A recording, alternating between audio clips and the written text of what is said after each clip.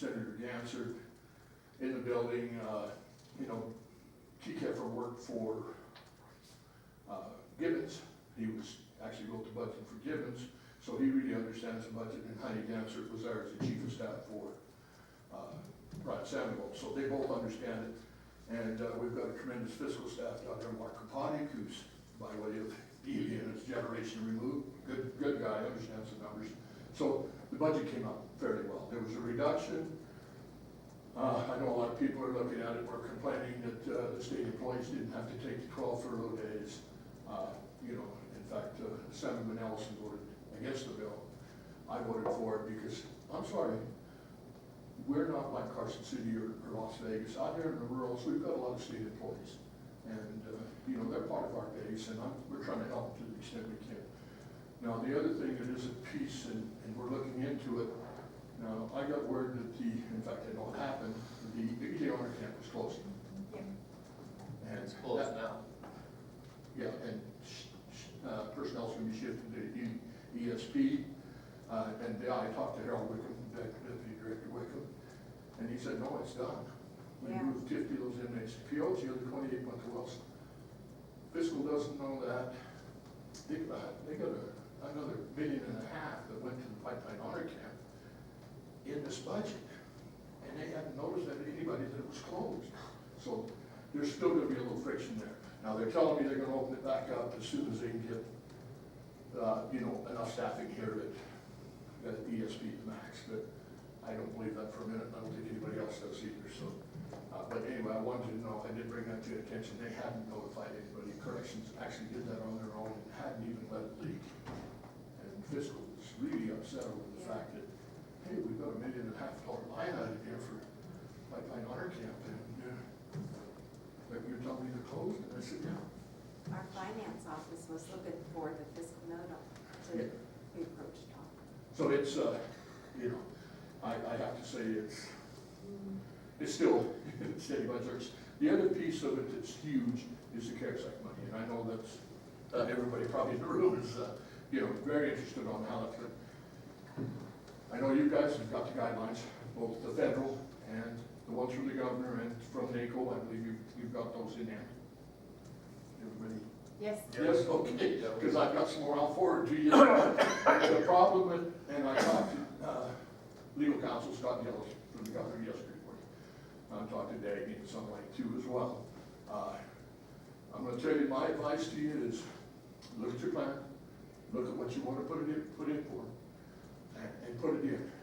And I think it could be a pretty wild-ass guess, excuse my French, but if you can tie it to the COVID, put it in. And now I know that they were talking, they want you to submit the plan and they're going to give you half the money, and then, you know, when I talked to Scott Ellis, if your plan needs this much money, and it fits in kind of what they've allocated, submit it, put it in. There's some wild stuff coming in. I mean, really wild, because I reached out to some of these other places, and I think they're going to have a hard time tying it. So if you can get anywhere close, tie it to the virus itself, the impacts. The other thing I think that's really interesting with the CARES Act money is there will be the ability for you to take some of that money and grant back to small business or that have been impacted. Now, I don't know where you guys are going to end up with the fair and the races and whatever. But again, those nonprofits that are there, if say you can't hold the races, the horse races here at the fair, or you don't even hold the fair, I think you can grant money to that nonprofit that runs that and kind of shore them up for another season. So again, take a long look at all those pieces. There's $842 million there when we left their money in that account. And you know, I know he's got plugged in here, plugged in there. He's not spending any of it. And that money could do a lot of good, and it needs to get to the ground. So I don't know when we're going to go back for another special session, but the word is, I think he's going to put a little more pressure on local government here. I don't know who's turning this in the barrel. I hate to say that, but somebody's going to get some more pressure. He's going to loosen up in some places and put some more on other places. I have an idea where it's coming through. Who's going to get hit first? And then Scott Gillis again, legal counsel, told me that I said, when are we going back to special session now? The rumor was yesterday, the other side of the aisle didn't leave Carson. They were demanding that we follow up with a special session. They wanted to take up those social issues. So yesterday they were still in Carson, demanding another special session. When we left there, we thought it'd be a couple weeks. Scott Bill said, well, we'll know in a couple of days what they're gonna do. So we could roll right back into it. And I'll be honest again, just how I am, completely frank. What we did there in 13 days, we should have done in an afternoon. And it's that broke down. And Claire Cliff, Secretary of the Senate, says the decorum is lost in the building.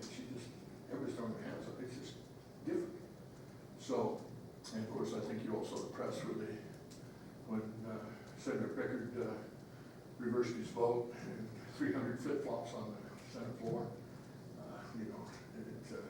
That didn't go well, but I can only imagine what Bill Radke would have done in that scenario. He'd have burned it down, or at least the other side of the house. So, so with that, I'll stand for any questions or anything else you got. I know it's a very brief update. Apologize for my attire, but that was 13 days of suit and tie. I wasn't anticipating. No, I really appreciate you coming. But I'd kind of like Elizabeth to get, and Mike also ask you some questions that they like, especially on the CARES Act. Elizabeth is more or less our expert on that. And then I'm sure Mike and the DA's office might have something. So I'm going to invite Elizabeth and Mike, if you're both still on there, start with Elizabeth. Any questions you have for Pete while he's here? Go ahead. Are you there, Elizabeth? Yes, I'm here. Can you hear me? Yes, we can. Okay. So just one clarification.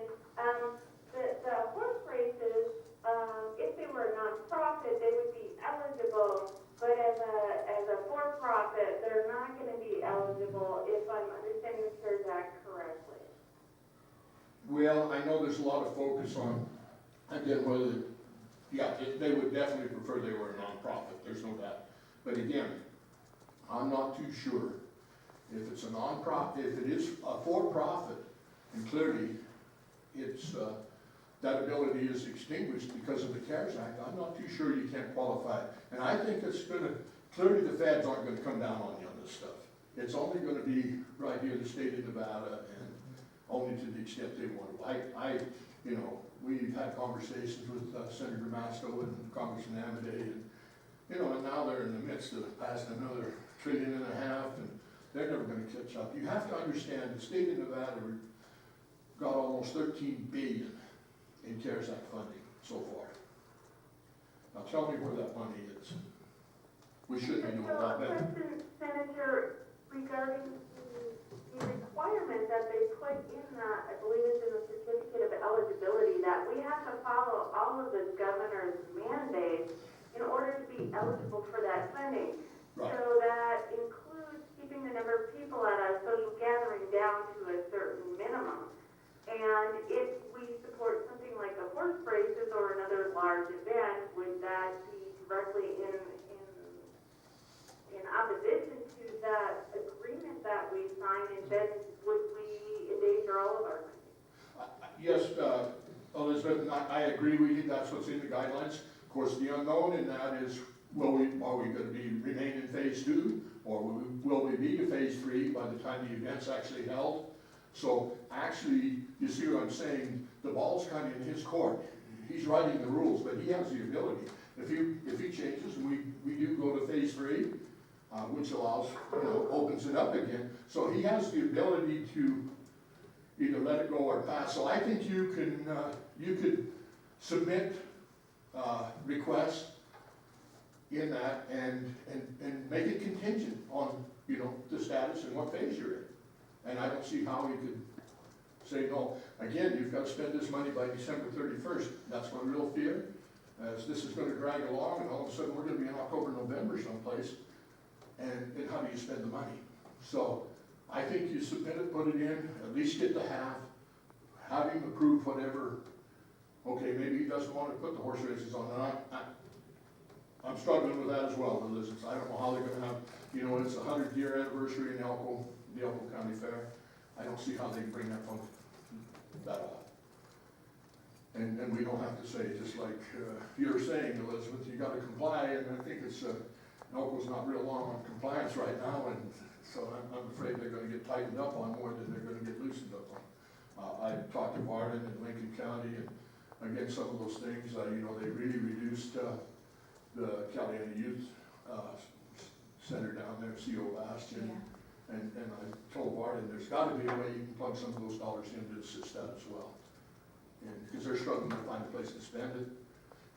You turn around, you go to other jurisdictions, they're acquiring buildings, you can there's equity.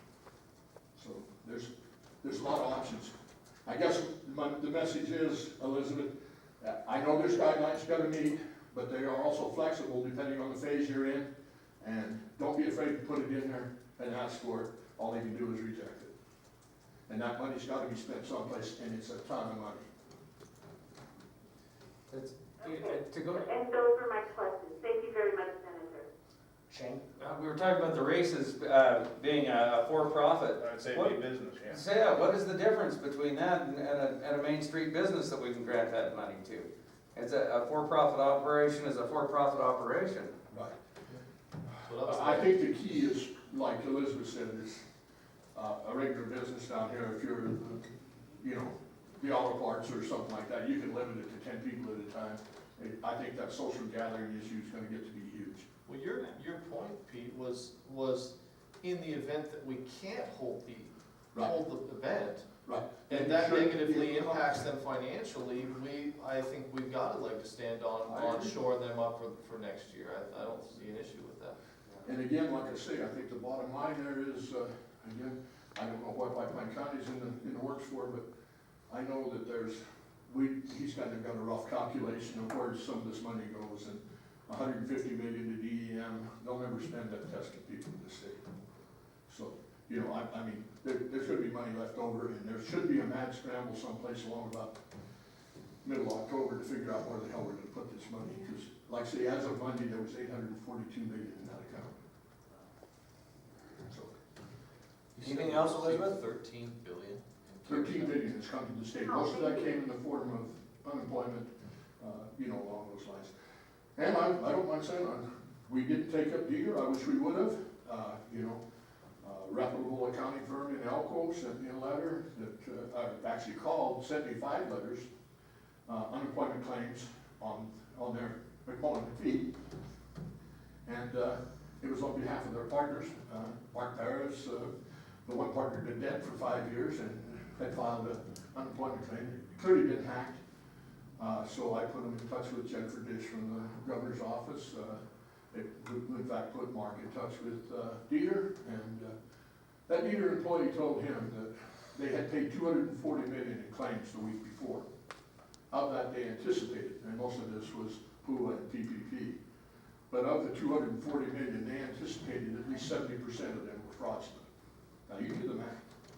That's where our 13 billion went. Wow. Stick it in somebody's pocket. I just didn't find mine. So the bottom line is that's where it's at. But no, it's graft. It's huge. There's checks are being sent to Eastern Europe, Mexico, South America. Unemployment checks in the state of Nevada. Mine was going to Texas. I got a claim Somebody else got I got a mine. claim on me and my business the other day, and they traced it down to Texas. Yeah, no, it's wide open. Wow. And if there's one thing we go back to the special session for, I am really looking forward to going back and, so I'm sorry, Dieter, I really feel sorry, there's some good people that work there, Dennis Priya, you know, we've got Chris Sewell, those guys are good guys, but they just got overloaded in this mess, but if there's that kind of fraud involved, we need to get into it, because at least half of that 13 billion went somebody else's pocket, and that's scary. Mike, do you have anything you'd like to ask Pete? Are you still on there, Mike? No, I am. I just wanted to tell him thank you for representing the rural. I mean, to have that voice in Carson City is invaluable. Thank you, Pete. Well, thank you guys. I'm gonna sign up for one more lap if we can get there. Okay. Anyway, Pete, so in your opinion, there it is, the 2/3 vote to raise the tax. Do you see in the special session going forward that everyone's gonna be pretty united, and then going into the next year's session that you see any of the Republicans